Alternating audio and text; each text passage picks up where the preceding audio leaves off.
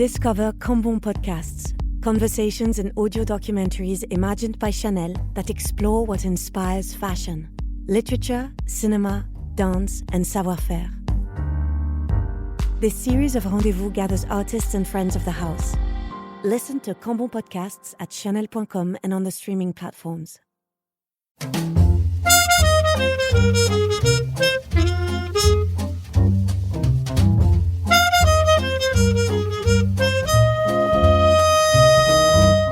Happy Saturday. It's August 23rd, 2025, and you are listening to Morning Meeting. I'm Ashley Baker, back here in gray and chilly London. I'm Michael Haney, back here in, increasingly fall-like New York City.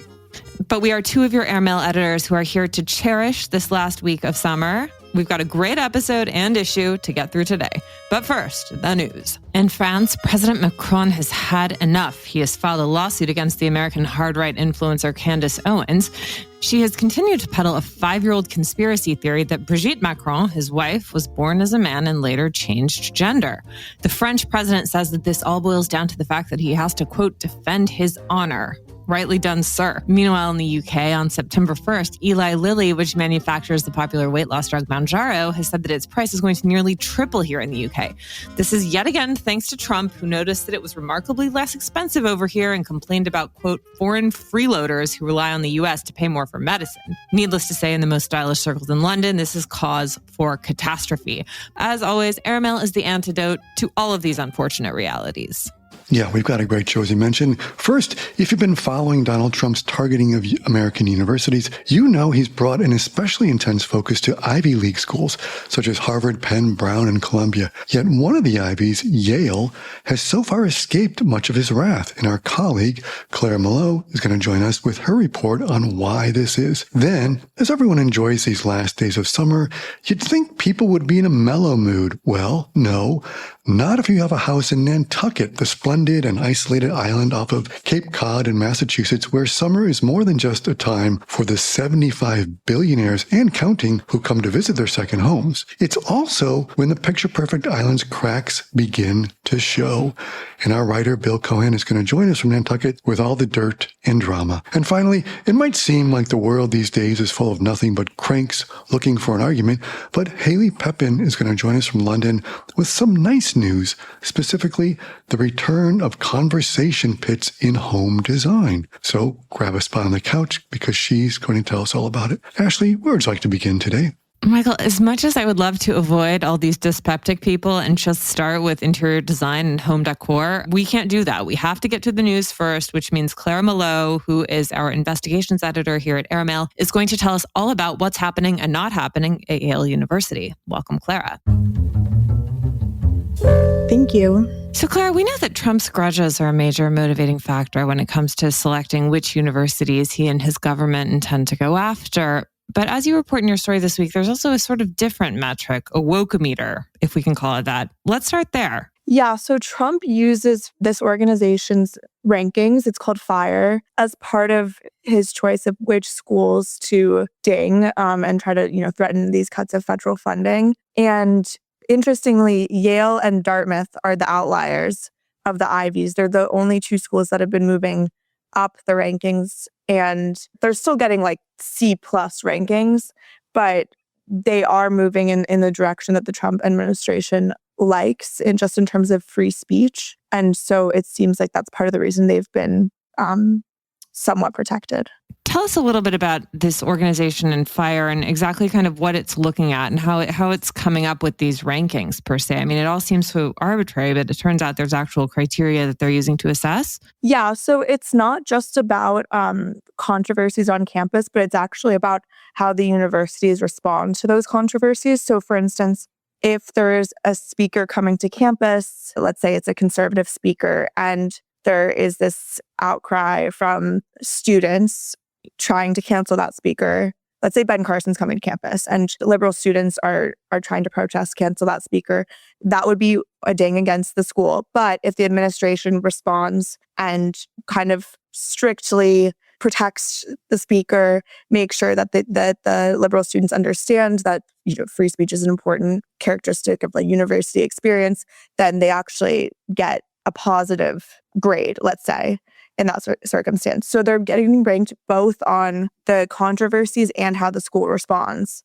And there are other other things they look at too, like for instance, how many conservative versus liberal speakers the school has to make sure that they have both. And do students feel comfortable speaking out, speaking about their genuine opinions, both in terms of with the administration, in the classroom, with their peers. So they're looking at all of those different things. We know how the Trump administration feels about this and how the right seems to hold this to a degree of credence. But what about the left? I mean, is this kind of a universally recognized metric, or do we think that this is quite partisan? Like, what do we know about the conversation surrounding those ethics? Yeah, it's interesting because I had definitely thought of it as a quite conservative organization, and it is. But even though like the Trump administration basically like weaponizes it, but when I spoke to a few people at FIRE, they all said that they actually have told the Trump administration multiple times that they don't want FIRE to be used to penalize schools, and that the Trump administration is like using it incorrectly, and that those are the only conversations they've had with the Trump administration other than there's some NIH lawsuit. However, clearly it is being used as a way to penalize schools, and it is being weaponized, and I don't think that the actual rankings does these schools that much good because, at the end of the day, like there are schools that are down the list and they are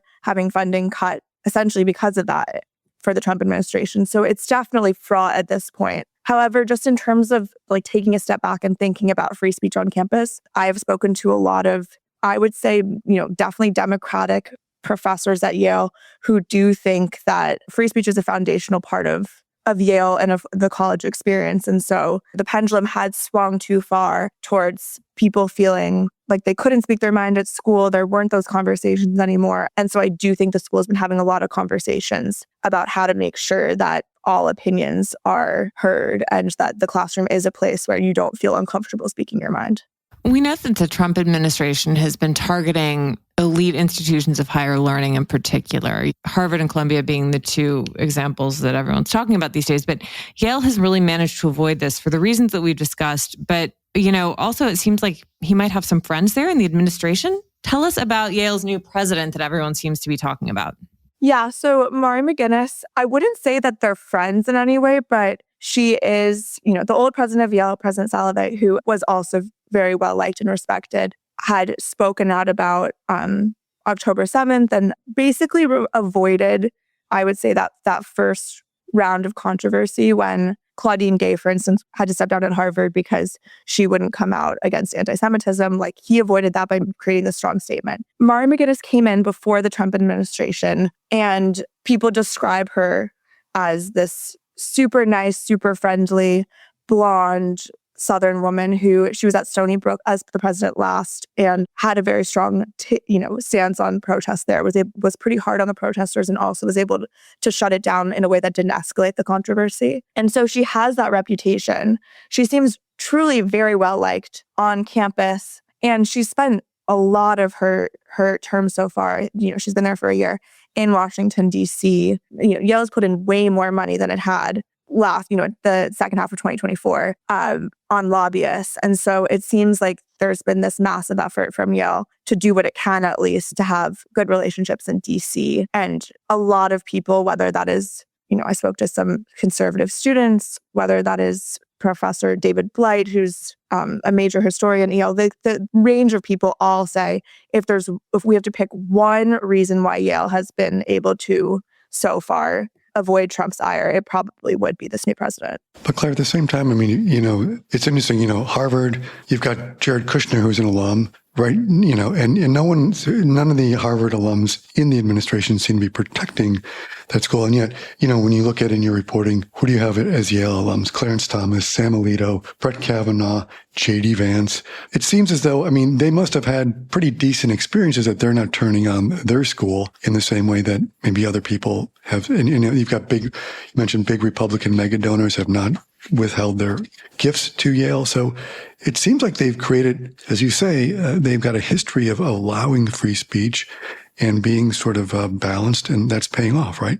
Yeah, Yale, a lot of the students I spoke to, students who are in the Buckley Institute, which is a conservative group on campus that really values free speech and is the one that will bring in like David Shapiro and Ben Carson. But they even brought in Megyn Kelly. Yeah, they brought in Megyn Kelly, and there really hasn't been a backlash on campus. The Yale Political Union, which again will host very lively debates on the full range of the political spectrum, is celebrating its 90th birthday. And so it feels very core to the way Yale operates, putting free speech and these kind of debates at the forefront. Meanwhile, for instance, the Harvard counterpart to that political union is only 15 years old. And when you speak to executives at FIRE, or when you speak to professors, like, the history of Yale is very steeped in free speech and healthy debate. And so I do think that has genuinely helped the university, that kind of ethos of accepting a really large range of opinions. Maybe we'll see an honorary degree to Donald Trump in the next couple of years. I don't know. I mean, there's this really hard balance, and it's one that is openly being talked about at the school among administrators and teachers about where's the line. President McGinnis adopted this policy of neutrality, of institutional neutrality, which means that she is deciding not to put out that many statements. I would also add that luck is a huge part of this. Like, I genuinely think that the mix of the Claudine Gay moment with the affirmative action case at Harvard was kind of also bad luck. And Yale, whether it is its ethos, whether it's the people at its helm, whether it's something, the alumni and its support in DC, you just also can't take for granted the fact that like it's had kind of good luck. Well, thanks so much, Clara. Fascinating stuff. Thank you. I mean, Michael, like, sometimes I forget that Trump himself is an Ivy League graduate. He went to the University of Pennsylvania, shocking though that might be for many of us. Why does he have such a chip on his shoulder with all these places? This is something for his psychologist to get into. Yeah, well, I mean, it's maybe just, another example of a billionaire behaving badly, shaking people down for money, which is kind of like leads us to Nantucket, more billionaires behaving badly. Well, Michael, yes, that's why we love them for it. Bill Cohan is a writer at large at Airmail and the author of best-selling books, including my personal favorite, The Last Tycoons. His latest one is called Power Failure, and he's also a founding partner of Puck. Bill reports live from the island of Nantucket to tell us exactly who's behaving badly there this time. Welcome, Bill. Hey, great to be here with you guys. Thank you for having me. Well, Bill, thank you so much for reporting on I don't want to call it nonsense in Nantucket, because obviously a lot of it is highly consequential, but for a tiny little island that is populated by more than its fair share of the world's billionaires, it certainly has a lot going on this summer. Yeah, there's all sorts of interesting things going on as usual. Which ones should we talk about, actually, since there are so many to choose from? I mean, I'd love to get to the pressing matter of landscaping and view preservation. I mean, the whole notion of tree clearing is obviously a contested one on Nantucket, but there's one story in particular that has come to your attention this summer. Do tell us. Yeah, this is, it seems like an epidemic of people wanting to, go for the view. So they will have had no qualms about cutting down trees on the property that is not theirs, their neighbor's property, or doing so without permission from the proper authorities here. There are a lot of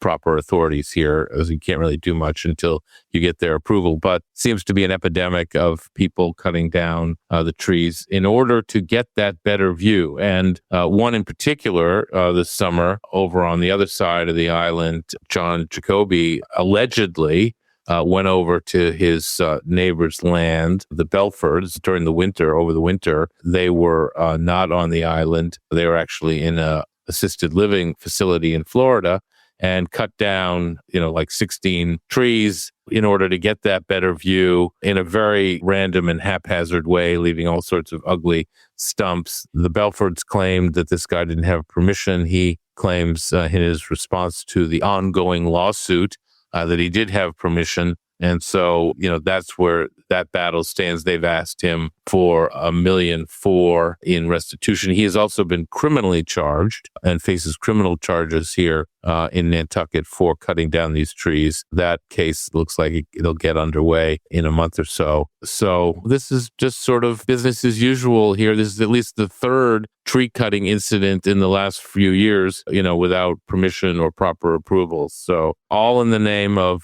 trying to get a better view. This guy, John Jacoby, put his house on the market for $10 million, claiming that it had a view of the ocean, which of course it had probably only because he cut down the trees on his neighbor's yard without permission. Bill, as you report, there's also, evidence of food shortage on the island among one segment of the population, which is pretty rich, pun intended, given how incredibly wealthy the island is. I mean, it seems like of all the places in the U.S., Nantucket along with the Hamptons are ones where this income inequality is really the most pronounced. What are you seeing there? Yeah, another irony. So by some counts, Nantucket has about 75 billionaires on the island, mostly probably during the summer.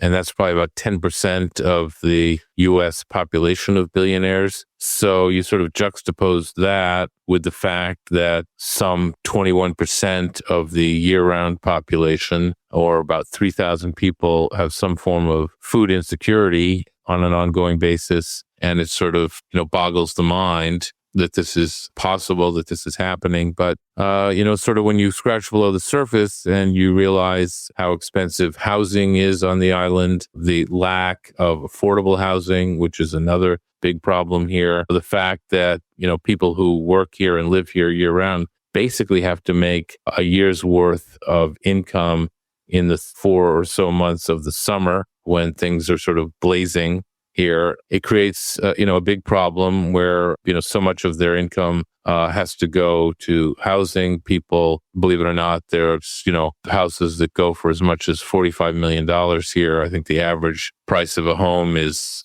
close to $4 million. There are people who are sleeping in the state forest. There are people who are sleeping in their cars, people who are sleeping on the beach. There are a lot of people who go hungry on a day-to-day basis. Something like 50% of the students in the public schools need food assistance on a daily basis. So that's the rough news. The good news is there's at least 12 organizations on the island who are committed to solving this problem. And they've just created sort of an umbrella organization called Nourish Nantucket that is hoping to create a $20 million endowment and raise $3 million a year, which, obviously could be done very quickly if the right people on the island focus on this problem.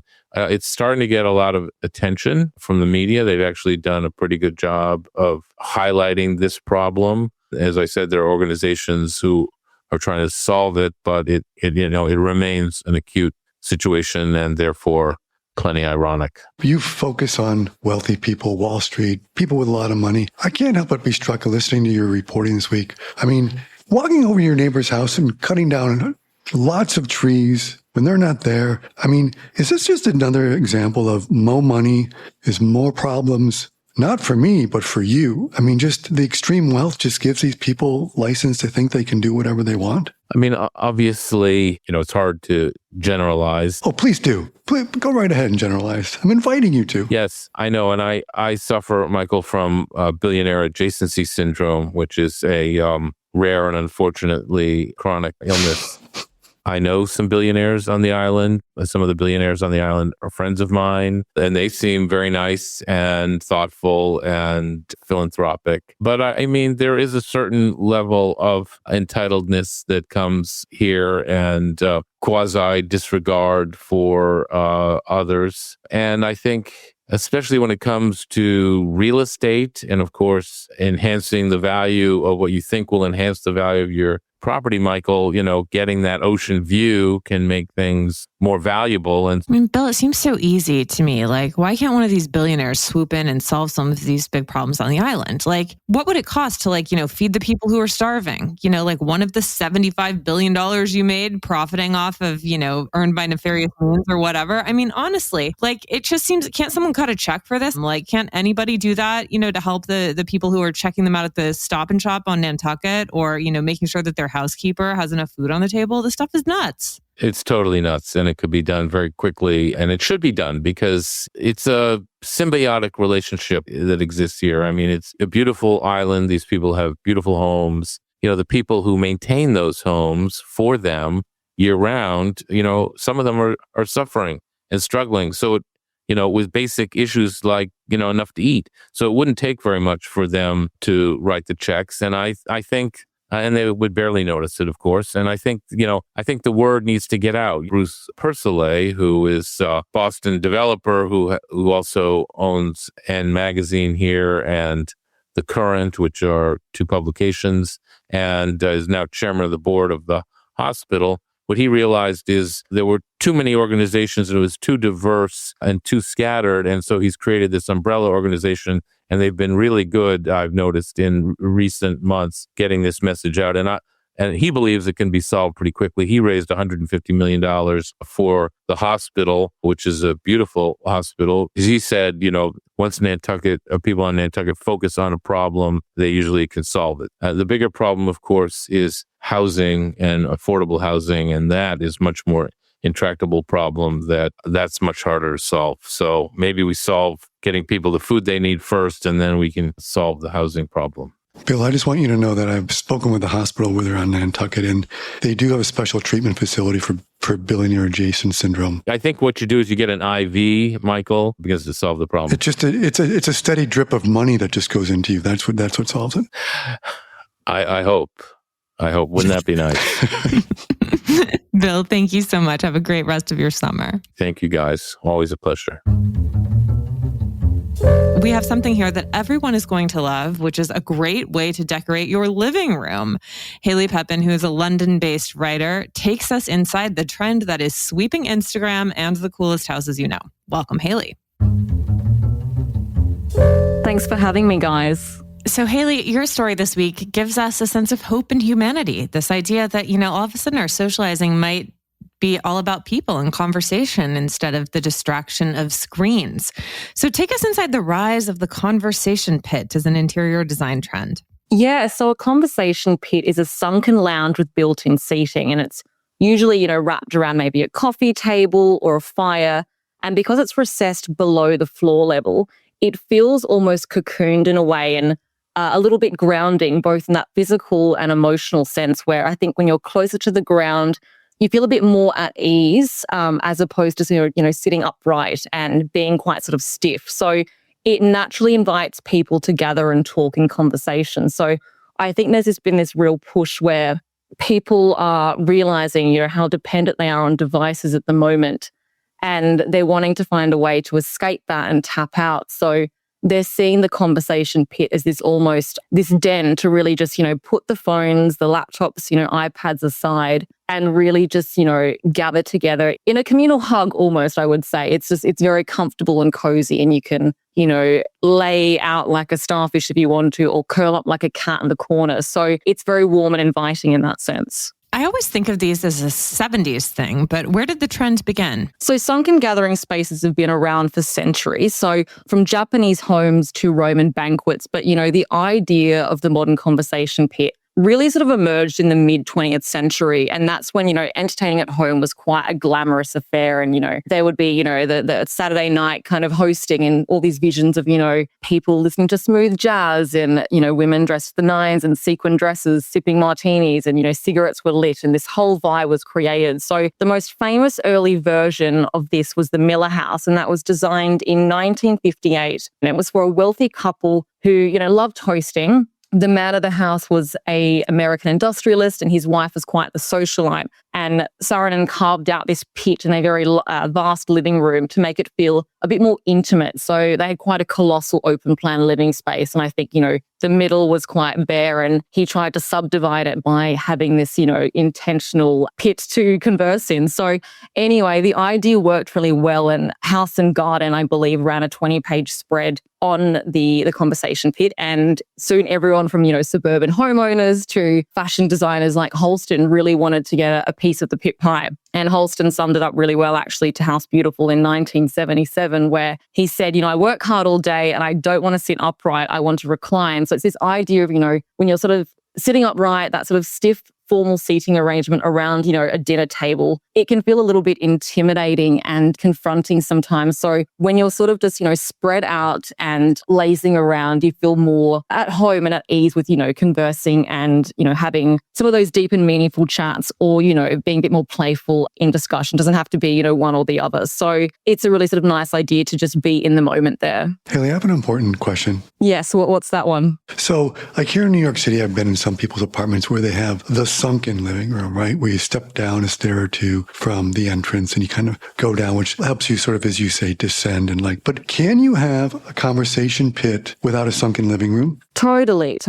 So I don't have to dig up my house and excavate a floor down to get my conversation? No. You don't have to get, the full construction and level down and change the surfacing. No, I mean, I guess you can create an intentional living space. And, you can do that by throwing together different layered sofas, I'd say, and maybe a corner of the room and various pillows and throws, or, you can buy a sectioned sofa and try and put it together, and it doesn't have to be something super expensive. It's just, maybe having that L shape or, playing around with it. If you want it to be, a pit sort of design, maybe you can put it into that sort of square. And then if you want to, tap out of that, you can sort of move it apart. So there are ways of doing it without having to invest a lot of money and commit to a project. And I think, if you try and create that effect, it is easier to sort of, integrate and then change over time if you want to have a different space later on. So there are a multitude of design routes you can go with the conversation pit. And as I said, I think it's going to evolve further into sort of more intentional living spaces from here on out. Haley, I can't tell you how much I love this story. And I'm not only saying that as someone who has a shag rug in their living room. Thank you so much.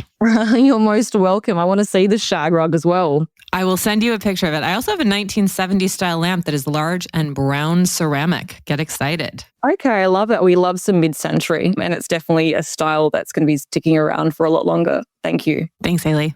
There's only one place to discover a global snapshot of the current cultural scene. Airmail's Arts Intel Report. Our international research tool for what to do and where and when to do it is user-friendly, continuously updated, and meticulously curated. Arts Intel is handy at home, on the road, and when you're planning your next trip. It also includes indispensable lists of restaurants and hotels in key cities around the world, recommended by our well-traveled experts. Explore Arts Intel at airmail.news/arts-intel, and be sure to sign up for our Week in Culture newsletter, which is published every Wednesday afternoon at airmail.news/WIC. I'm Chris Garrett, Airmail Deputy Editor, and I never leave home without it. Bon voyage.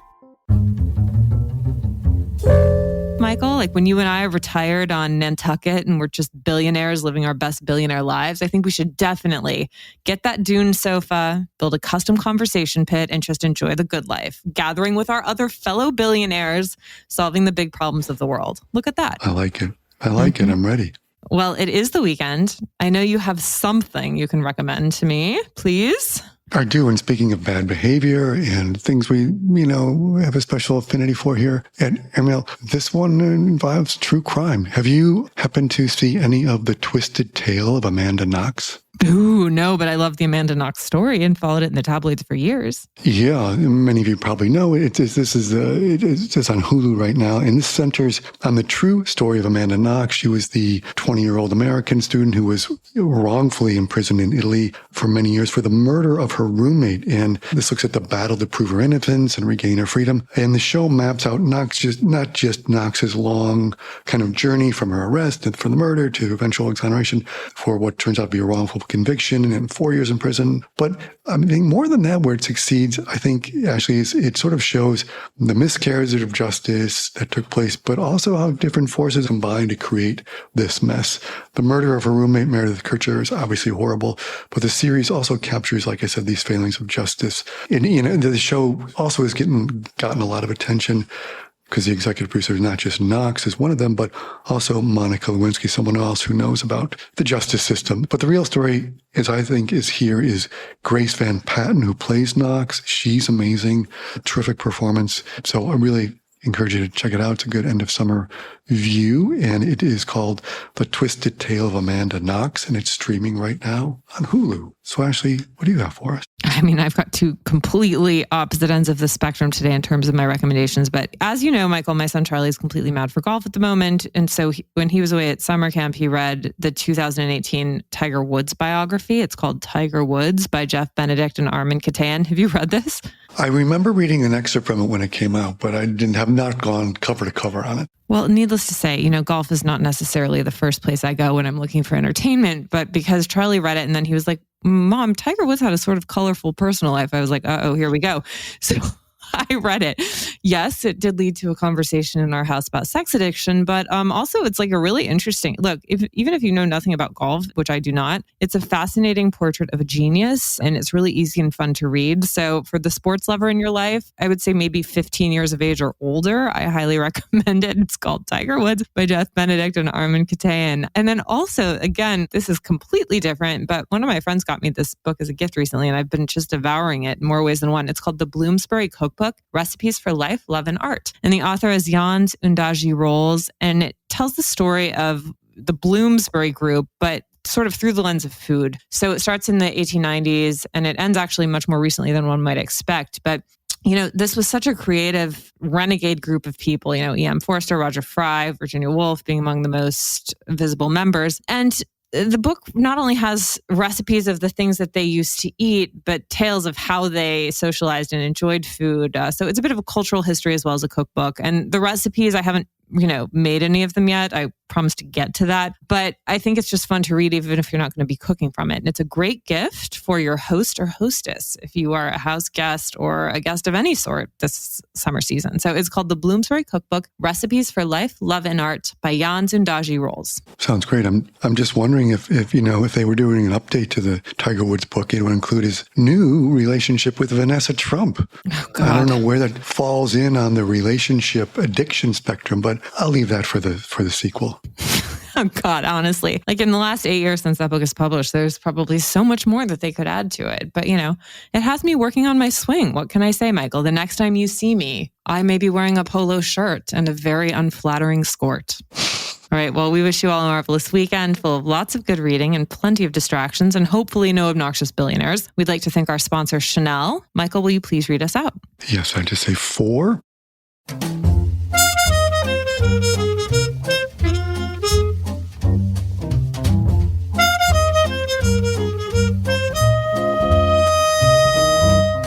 Morning Meeting is produced by Airplay Productions and edited by Jesse Cannon. Our coders are Graydon Carter and Alessandro Stanley. Our Chief Operating Officer is Bill Keenan. Our deputors are Ashley Baker, Chris Garrett, Nathan Kane, Julie Vitale, and Ash Carter. Our CMO is Emily Davis, and our music supervisor is Randall Poster. Our theme music is The Cute Monster by the Buddy Collette Quintet. A new edition of Airmail is published every Saturday, so please subscribe and enjoy all of our stories on airmail.news, which we update every day. You can also find us on Twitter and Instagram at Airmail Weekly. We will be back here next Saturday with another edition of Morning Meeting, but in the meantime, be sure to subscribe at Spotify or Apple Music. But most of all, thanks again for joining us.